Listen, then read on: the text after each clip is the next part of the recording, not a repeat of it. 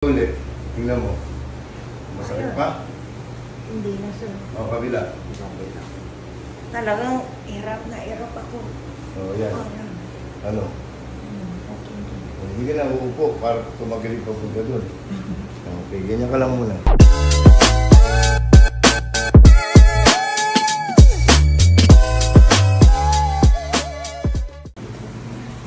Turn po. Sir, Upo muna kayo. nagpaano ako? Opo. Sandali lang. Ano pong pangalan niyo? Feli Concha from Greece. From- Lagi ako followers. From Greece. Thank you Yeah. po. Ilan taon na po kayo? 67.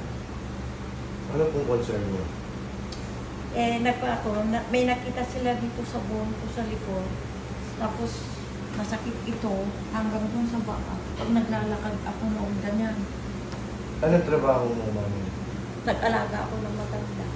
Tapos Binubuhat mo. binubuhat ko yung matanda. Kaya siguro nagkaano yung bones ko dito, yung pagdilig. Lumabas. Ewan ko Lumuha ba, yan. sir? Sige, ano yun? Ilan taon ka na? 67. 67. Oo, sir.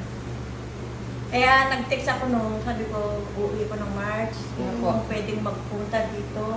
Kaya sabi niya, it's okay.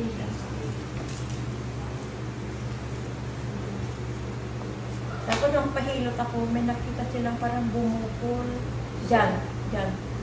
O, yun. Basic lang ito, mami. Lagi sumasakit. Oo, sir, dito.